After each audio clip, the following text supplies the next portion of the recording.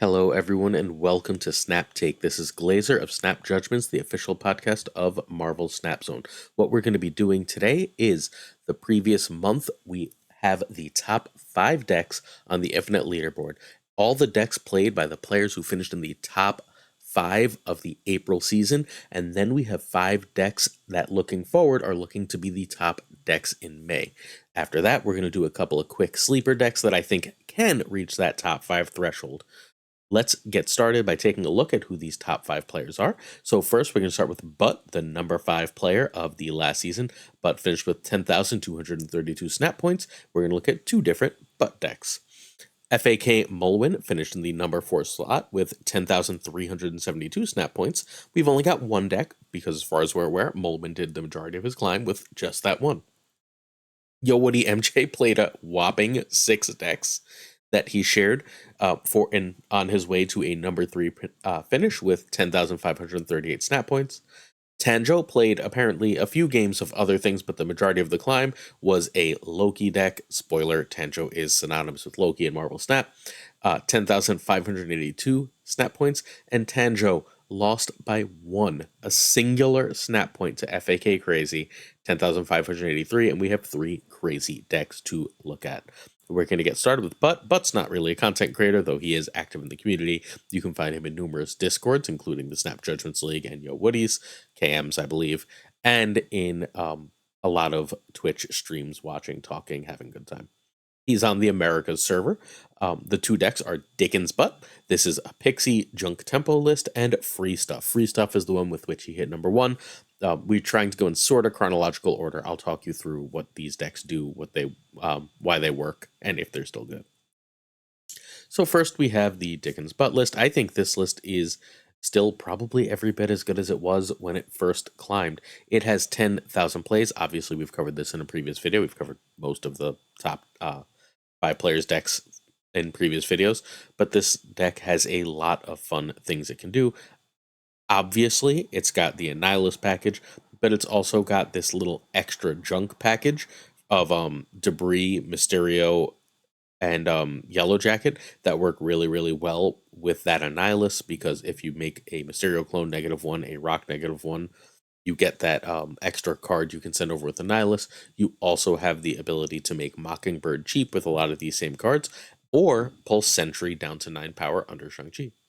This is a deck that runs Pixie as a way to just have explosive turns. Pixie occasionally just gives you free wins. Pixie can be an automatic dominant card. That said, there is no Mobius, so Pixie is often risky in this one. It's powerful, but it's risky. This is a really cool list that I spent a good amount of time playing. It is, in fact, still made on my client, as is the Death Junk.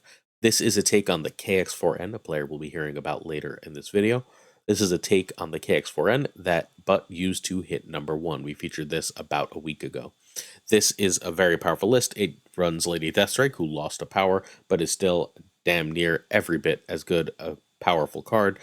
This one says, I might be making too much of a mess on my side of the board, so I've got Carnage, Lady Deathstrike for that, right? If I can't get that Annihilus out to get rid of that Sentry, I can spend my turn 5 going Carnage and Gladiator and still end up with a lot of power.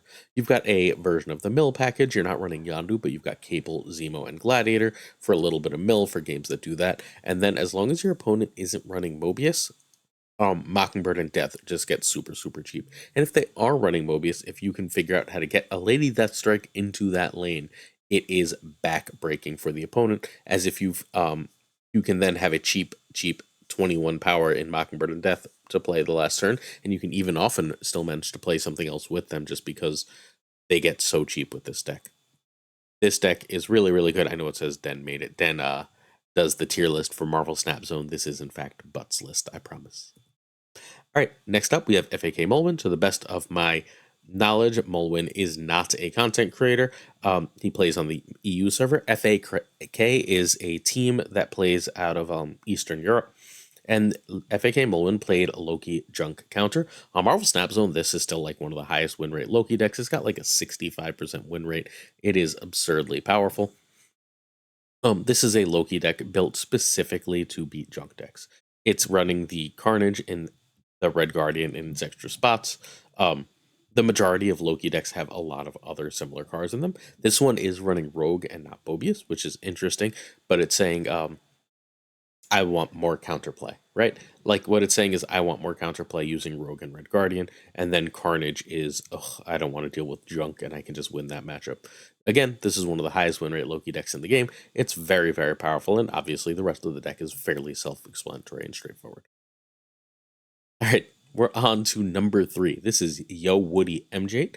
He is a North American player. He's a famous streamer. You probably know him.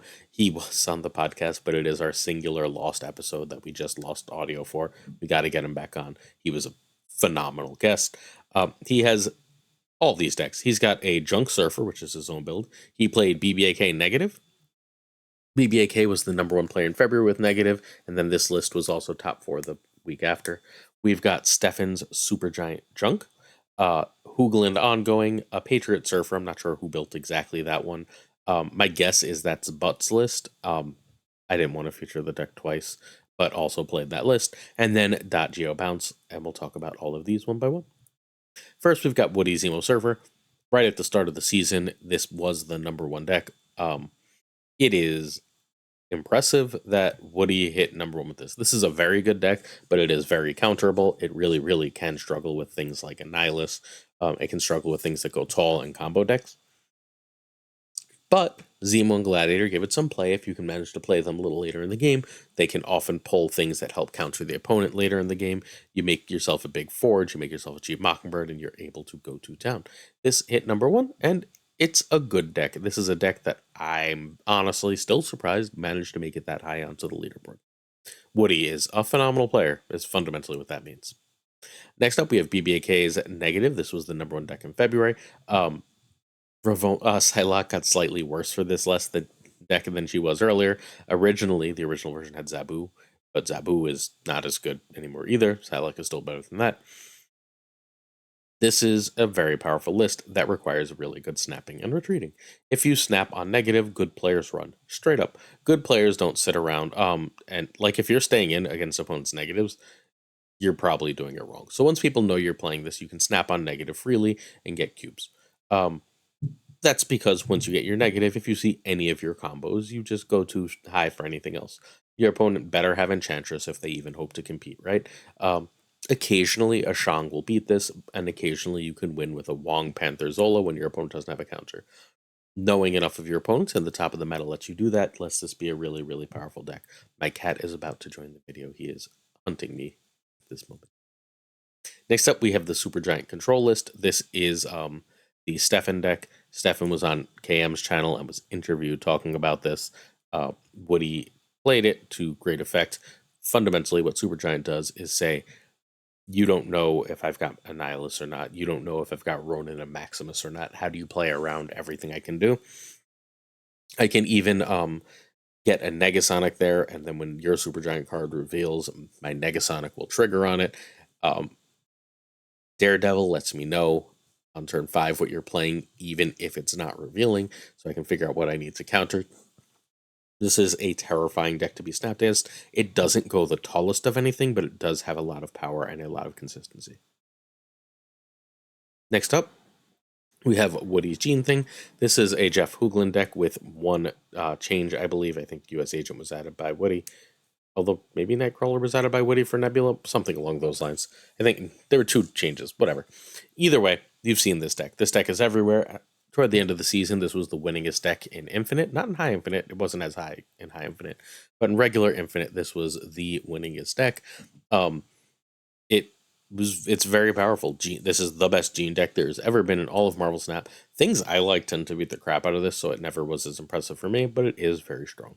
Basically, as your opponent tries to do things, especially if they're trying to Hela, you go Gene, and then you get a really big Gene lane. US Agent or Man-Thing wins that lane. And then your job is to just be wider because they had to commit so much to that lane that you can still win. That's why Nebula was originally in the deck. Woody, for his number 1 hit, decided to throw Nightcrawler in there because Nightcrawler can basically get the hell in or out of that Gene lane and help you steal other lanes, right? Whereas Nebula can do that, but when Nebula doesn't work, Nebula's a dud, and Nightcrawler never really is. Everything else about this is fairly self-explanatory. It's a very strong deck, and like this being powerful is so cool. People have been playing versions of this with Claw in that Iron Lad slot, and there's Punisher in the original version. But that version, in my personal opinion, is not as good except for the surprise factor. All right, YoWoody's MJ Patriot, and yeah, okay, this is the butt version of Patriot. Butt was over on again Cam's channel. Cam likes to do interviews with people for when they release cool new decks. I think that's a really cool thing to do. So you can check that out over there if you'd like to. This is the MJ Patriot. It's a really cool list. It's your standard Patriot Surfer. The only real difference is it has Mockingbird, and I think Woody threw in Cannonball because Cannonball's sort of OP. That's it. It's a super straightforward list. Patriot puts a lot of power on the board. This version of the deck has been eclipsed by other versions of Patriot since the Ultron buff, and we'll talk more about that later in this video. Next up, we have .Geo Snap Grand Prix winner. This is the last deck that Woody hit #1 with. This is one of my favorite decks in all of Marvel Snap. It is super great, even if it dies a horrible and painful death, usually to Leech. It is just an absolute ton of power. You make multiple demons, you make a huge hit monkey, Iron Man doubles a lane, Elsa makes all your small threats mid-sized and powerful. Thus, it wins games of Snap. It's very cool. I personally am a very big fan of this list. This is Woody had like a 75% win rate with this. I maintained a high 60% win rate, and .Geo won one of the biggest tournaments ever in Snap with it. So like, this is a real list in the hands of real players, but it's got a 50% win rate overall. This is a list that you need to practice a lot with to be really good with. And personally, I think it's the most fun thing to do in Marvel Snap. This is, again, the last thing Woody played at the end of the season, so it's closest to being good, except for that Leech change making it a little nerve-wracking. All right, next up we have Tanjo Andro's deck. Tanjo is a North American server player. I accidentally didn't delete it. Should just say Loki there, because this is his Loki deck. I asked Tanjo, what's the last Loki deck you played? And this is the one that is the last he played. It cuts... Please don't scratch the couch, kitty. Sorry about that. It cuts... It cuts the Shang-Chi to use US Agent, because you can get US Agent early and basically threaten a lane, make sure a lane will be yours. It's got the Elsa, Kitty, Angela package going for it. Otherwise, it's just your standard Loki, right? It's running Mockingbird on top, because if you draw Mockingbird after you Loki, it's basically always free, especially if you Loki on 4. If you end up Coulsoning or Snow Guarding, same basic concept. Yeah, this is a really, really cool Loki list. This is the Loki list that I think I would be most likely to play, were I inclined to play Loki right now. I don't know if I am inclined to play Loki right now. I played a lot of Loki last season, so I'm not super into it, but Loki's still really, really good. We're going to talk about what some changes people have made for Loki for this season later in this video. Oh, hey, before we get to the #1 player with the #1 decks for the season, please check out the stream team if you'd like to see gameplay for this and all of my decks. We have a different streamer every weekday and Saturday going live on Twitch with these decks. Tomorrow, as of the release of this video, Gregor2424 will be streaming some decks from this and tomorrow's video, and will release on Tuesday a video for it. Tuesday and then video Wednesday morning will be Prashant, Game of Flash X, Wednesday and then Thursday morning for YouTube, Zal Thursday into Friday, Tuck Friday into Saturday, and then Newman's doing like a roundup thing Saturday mornings into Sunday. So if you would like to win a season pass, I'm giving away a season pass on each day of the video on the Twitch stream. Got it? So if you would like to have a chance at a season pass, go follow Gregor on social media, go follow Gregor on Twitter, check Gregor's Twitch and YouTube, and whenever he goes live, I'm going to be giving away a season pass to his chat. Same thing for Prashant Tuesday, Flash Wednesday, Zal Thursday, Tuck Friday, and Newman Saturday. I'll get the exact times that they plan to go live for this week for you in tomorrow, Monday morning's video. Hopefully you think that's interesting and fun and check it out. All right. What the hell? Oh, FAK Crazy plays on the EU server. He has CQ Loki, Junk, and I'm not telling you what that last deck is. Ha! You'll see in 2 seconds. First, we have the CQ Loki. CQ Loki is Crazy's version of Loki. This is, again, like all these Loki decks are fairly similar, right? This one uses Mirage as an extra way to grab some power. It doesn't bother with the Kitty package. Instead, it gets its early power from Zemo and Gladiator. Because it doesn't have Kitty, it wants extra energy. So instead of gaining power through Angela and from Angela and Kitty Pryde, Elsa, it's running Hope. And besides that, it's the same basic concept. We've got Shang-Chi because we're not running US Agent here. I'm going to be straight up. I think the previous version of Loki is better than this one. This is a very fun version of Loki that is also very powerful, but I genuinely think Tanjo's Loki is better. Cool. This is still, however, Loki's really, really good, y'all. All right, then we have FAK Crazy for a while, bounced off the number one deck, which was the beginning and end of the season number one deck, and played this mill deck. This is the standard mill deck. It is arguably the best deck in the game. Pretty sure Absorbing Man should still freaking be Shang-Chi, but what do I know, right? Like, I didn't hit number one with it. Crazy did. Titania as a clog piece is absolutely stellar, and as always, Daredevil at the top of the meta just steals cubes. He's the scariest and most frustrating card to play against at the top of the meta, seemingly, because, like, if a top player snaps on a Daredevil, you just can't stay, right? So, super duper powerful deck, really cool. Empties your hand super fast, and empties your deck super fast, and then goes to town. All right, the number one deck for the season. This is the deck that Crazy used at the beginning and end of the season with one card change. By the end of the season, Kyra came in for Shang-Chi. This was the deck Crazy started the season, dominated for weeks with. Then, toward the end of the season, went back to and finished number one with Thanos. Everyone tells you Thanos is bad right now. Everyone tells you Thanos is tier 2. Maybe they're right. I tend not to think so. I tend not to think so largely because FAK Crazy is so good. And then whenever I send someone else a Thanos list and they're a good player and say, "Hey, can you test this out?" They come back and go, "No, that's still disgusting. It's less consistent." So you'll be prone to like a bad run, and that bad run feels real bad, and thus Thanos feels worse. But mathematically, this is still one of the best decks in Marvel Snap, and Crazy was number one with it. Basically, what you want to do is hope to get out some big things. Occasionally, you'll get the Corvus Hela thing going. Even if you don't, though, you just want extra energy, so you're perfectly happy to Corvus, and then just drop bombs. As long as you're dropping bombs with this list, you're in great shape. You drop a bunch of big things. Kara keeps it safe. Mobius keeps you safe from your opponent overrunning you with cheap stuff, and you win. This deck is straight up awesome. Crazy was number one with it for the majority of the season. More people should be playing this. More people should be giving this a try. This is, again, one of the best decks in all of Marvel Snap. And it was the number one season in the month of April in Marvel Snap. Next up, these are the top 5 decks to watch. May Edition. This is more focused on archetype than specific deck, so this is going to be 5 different archetypes with 2 decks for each. This is like probably the most decks we've ever given you. It's fine. Just I want you to at the beginning of the season, I want you to have like an overview of where we were and where we're going. This is where I think we're going for the season, and I think the best deck right now, if there's no leech, is probably this Hela deck. This is Husky Puppy's Hela deck. Husky is a phenomenal player, one of the best off-brand Hela builders in the world. Every time I play this, I feel completely absurd. I've won while being leeched like 3 or 4 times with this deck, just because like the Dracula plays are so strong. Jubilee into Blink is just an unreal play. Dracula has so many great big hits here.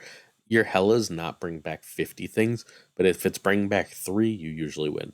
Also worth noting that they're outside of Blink, this is all Series 3 cards. So there are real decks, you'll see another one coming soon, that are just Series 3. This is specifically Husky's weird version, and yes, Colleen is phenomenal in the deck, but if you don't like that Husky version, here is a much more normal version. This is Dubos, our friend you can check out on Twitch. This is Dubos' version of Hela Sandman. The traditional versions run Corvus Glaive.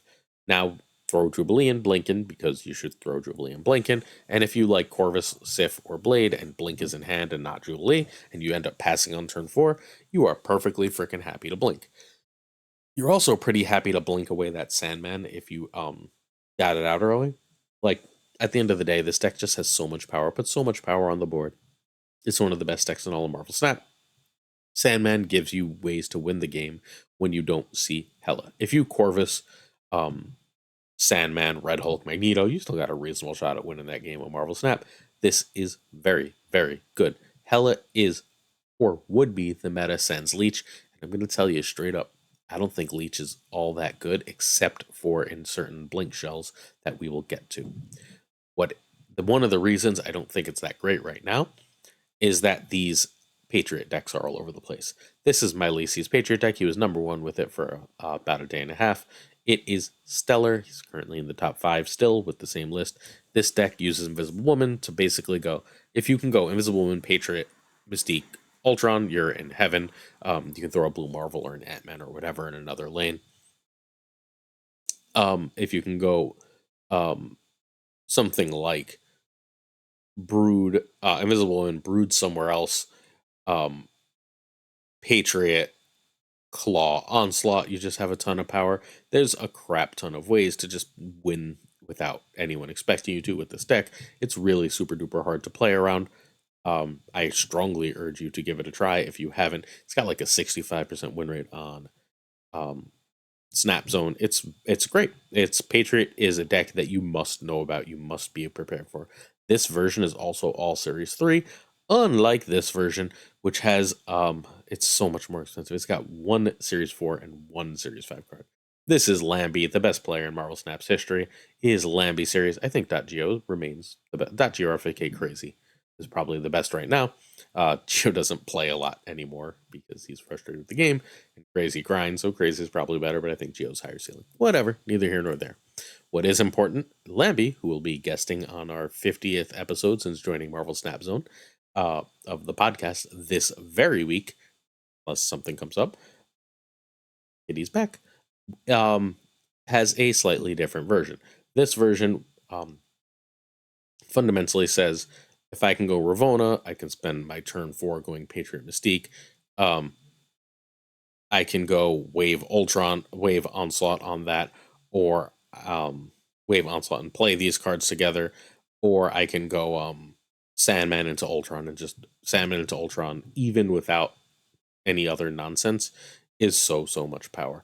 Ultron right now, remember, if you're getting 8 drones, 8 times 2 is 16, plus 8, that's 24 power from one card.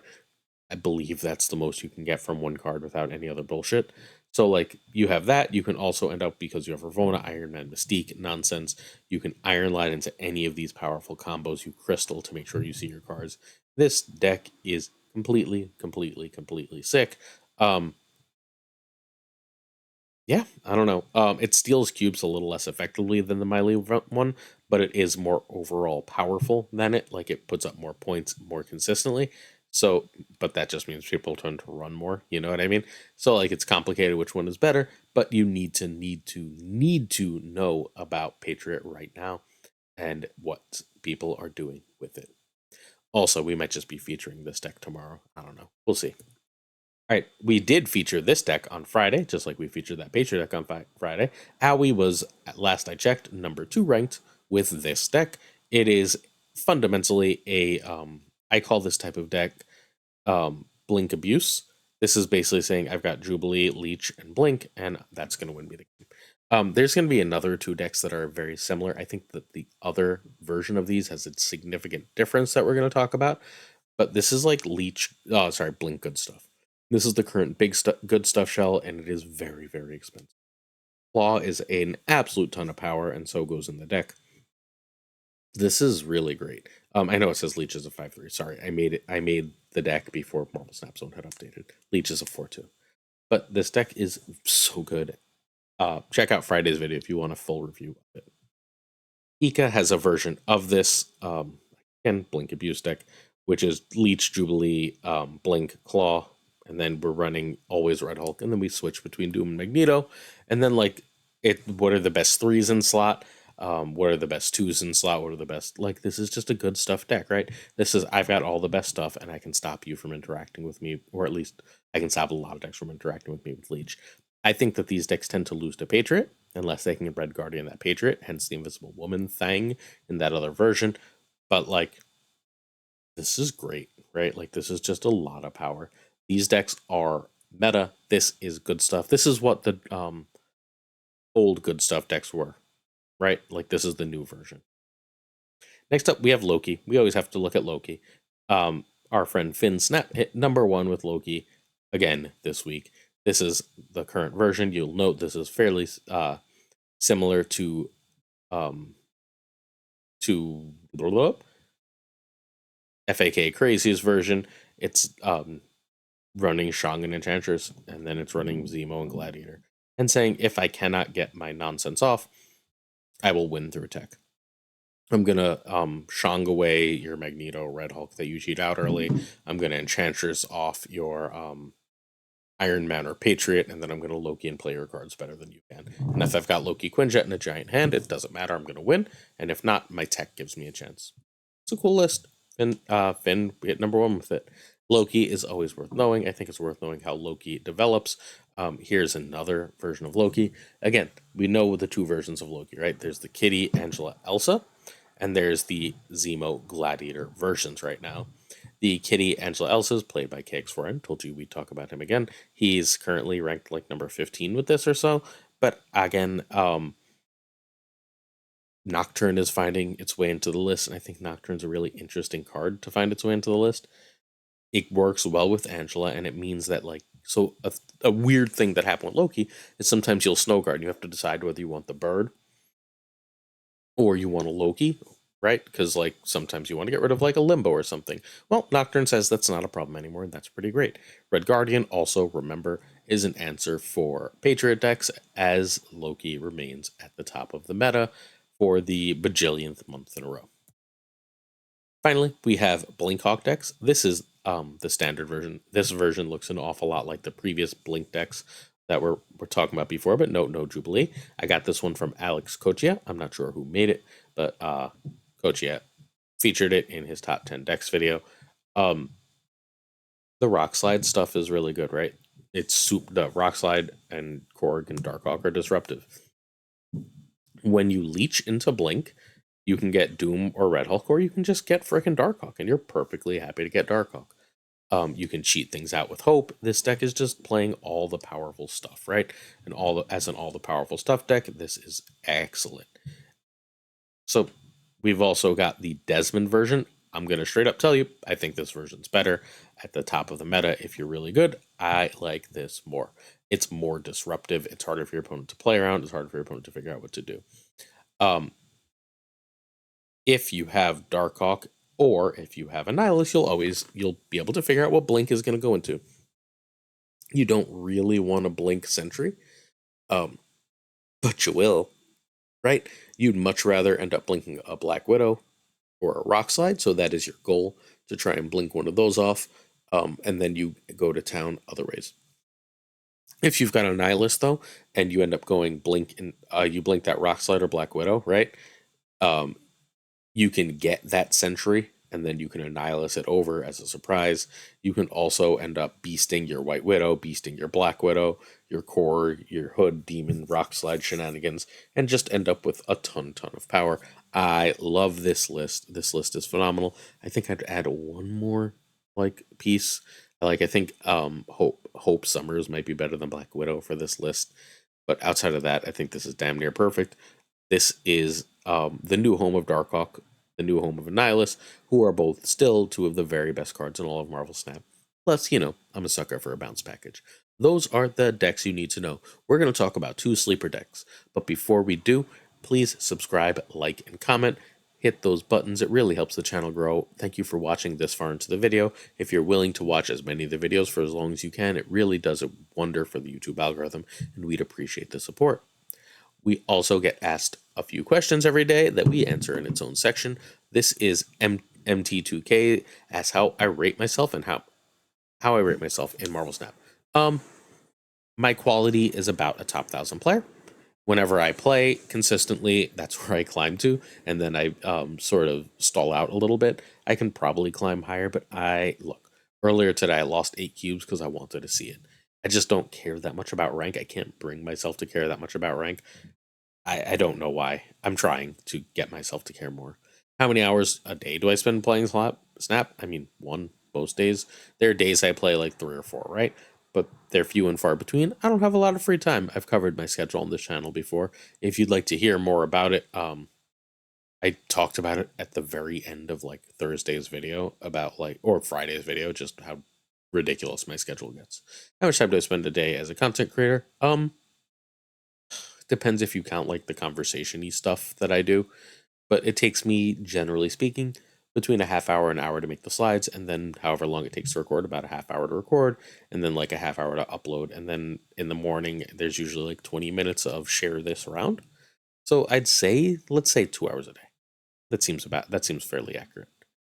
I don't know if that's a lot or a little, but it is what I do. SD Don't Be Evil wants to know what I think of Mill as an archetype. I don't like Mill. I don't think it's fun, but I'm really happy it's in the game. I like there to be lots of archetypes. It makes me sad when we get months that don't really make new decks.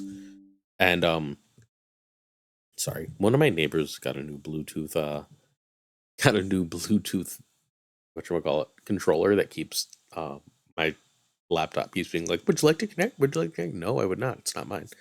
All right. So SD don't be so I'm happy Mill is a new archetype. I think it's really good. I think it's probably tier 2, but it's close enough to tier 1 and no one really wants it to be tier 1 that I'm very happy it exists. It's kind of hilarious against blink decks if you have the time and energy to play. Triple X, Triple Y wants to know the difference between Season Pass Premium, Season Pass Plus.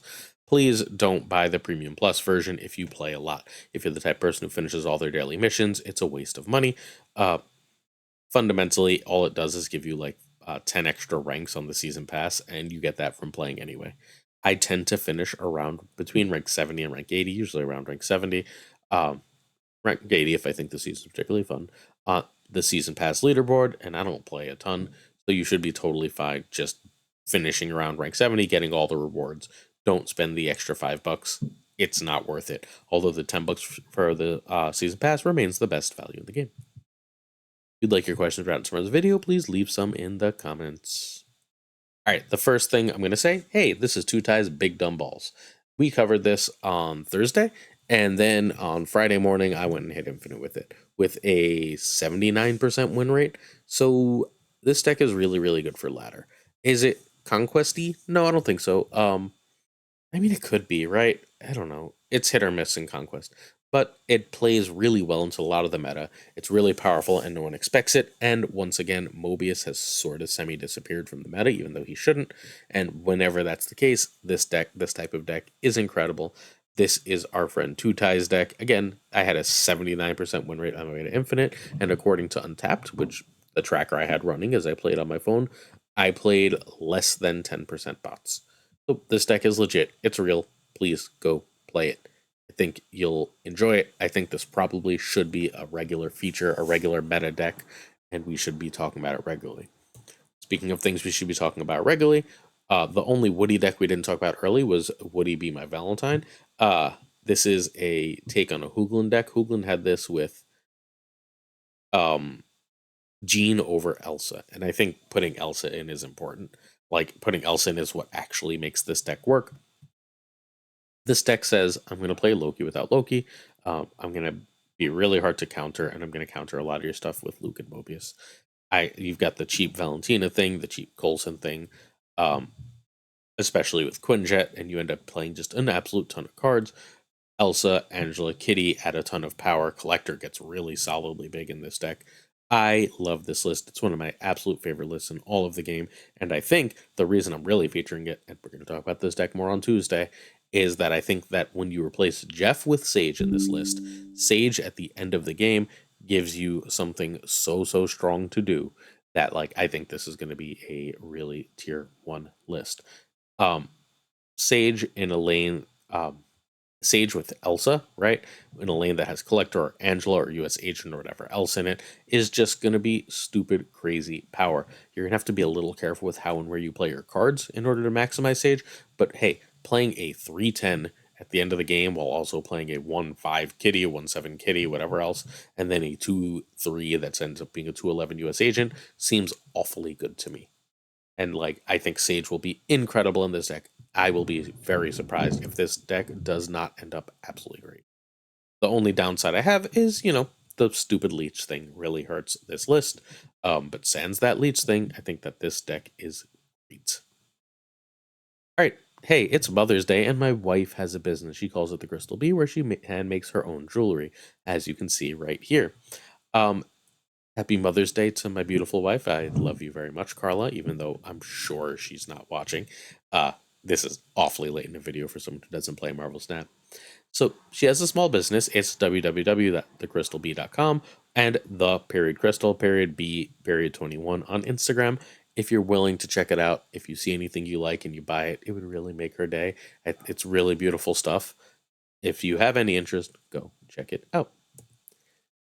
Hey, certain tiers of support on our Patreon, patreon.com/snapjudgments, come with on-air thanks.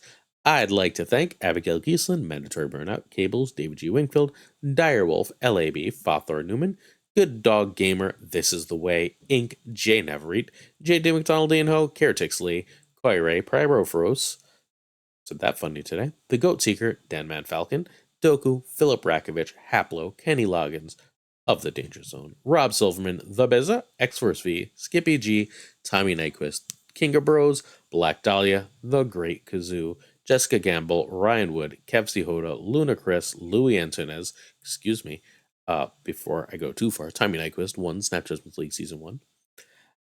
Models, The Mod Supreme, Rema Setala, Brian Kaufman, Tristan H. Martin, Fuzzy Dunlop, Spectrumix, Hoot, Matt H., DJ Mikey Hijinks, No Flex, Ocularis, Craig Sterry, Pretty Damn Chill, Seamus, Spike Jones, Jonesy on YouTube, Two Ties, whose deck we just talked about, The Pirate King Tucker, The Homie Min, and of course Gunny T, where the T stands for. Let me know how you felt about this new episode style. I thought it was interesting and worth doing. Maybe you did, maybe you hated it. Let me know, please. Thanks so much for watching. If you're interested in supporting us some more, check out the Patreon. We'd appreciate it. We will have exclusive stuff there soon. Hit that sub. Either which way, if you made it this far, we'll have 3 brand new decks for you tomorrow. Peace.